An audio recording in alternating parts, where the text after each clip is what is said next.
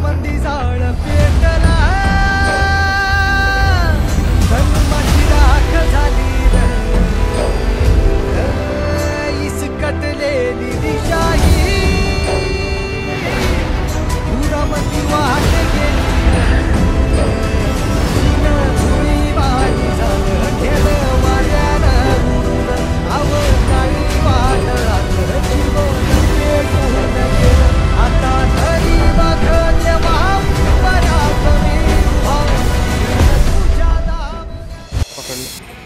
जिल्हाध्यक्ष राष्ट्रीय हिंदू संघटन शाखा जळगाव।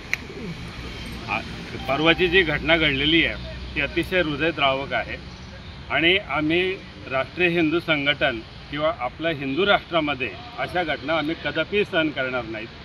अवघ्या 3 वर्षाच्या बालिकेवर अत्याचार होतो आणि त्या ठिकाणी संपूर्ण महाराष्ट्र नव्हे संपूर्ण भारतभर त्या ठिकाणी हादरतं आणि अशा घटना वारंवार आता साधारणतः 3 महिन्यामध्ये साधारणतः अनेक घटना घडलेल्या आहेत, परंतु त्याच्यावर सुद्धा कोणत्याही प्रकारची कारवाई होत नाही आणि म्हणून आम्ही मुख्यमंत्री साहेब त्याचबरोबर या ठिकाणी गृहमंत्री खातंसुद्धा सरांकडेच आहे, तर आम्ही कलेक्टर साहेबांना निवेदन देऊन त्या ठिकाणी ती कॉपीची जी प्रत आहे तर ती गृहमंत्री माननीय आपल्या मुख्यमंत्री साहेब महाराष्ट्र राज्य यांनासुद्धा त्या ठिकाणी पोहोचवलेली आहे। आमच्या भावना त्या ठिकाणी पोहोचवलेल्या आहेत। म्हणजे अतिशय कठोर कारवाई असं म्हणण्यापेक्षा ताईंनी सांगितलं की त्याला आमच्या ताब्यात द्या, आम्ही भर रस्त्यामध्ये आम्ही त्या ठिकाणी आम्ही त्याला काय शिक्षा द्यायची किंवा पब्लिक त्या ठिकाणी काय करते ते त्या ठिकाणी बघावं, परंतु कायदा हातात आम्ही घेऊ शकत नाही, कारण हा भारताचा कायदा असा आहे की त्या ठिकाणी मारे करायला म्हणजे त्या ठिकाणी एखादा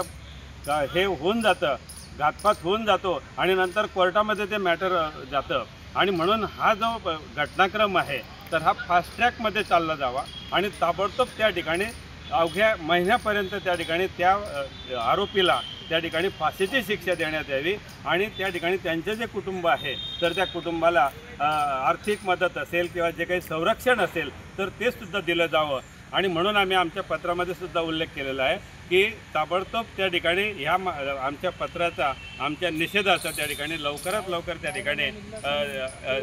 ठिकाणी आमचा हे घ्यावा आणि त्या आम्हाला लवकरात लवकर त्या ठिकाणी त्या कुटुंबाला न्याय मिळवून एवढं त्या ठिकाणी आम्हाला आम्ही या निवेदनामध्ये म्हटलेलं आहे। नाव सांगा आपलं। सुरेश वाघ, जिल्हा प्रमुख राष्ट्रीय हिंदू संघटन जळगाव। आहे का या विषयावर जर आपण बोलायचं म्हटलं तर 3 वर्ष हे काही वय नाही आहे त्या मुलीचं की त्या वयामध्ये हा अन्याय तिच्यावर घडतोय आणि साहजिक म्हणजे असं त्या व्यक्तीला मनोरुग्ण तज्ज्ञ म्हणून सोडण्यात येणारे असं माहिती पडले तर ते पण चुकीचं आहे। त्याला काही तो मनोरुग्ण नाही आहे आणि तशा जर तो असता तर त्याला ह्या गोष्टी कृत्य त्याला करताना समजलं असतं की हे चांगला व्यक्ती करतो की मनोरुग्ण करतो म्हणून, तर हे चुकीचं आहे।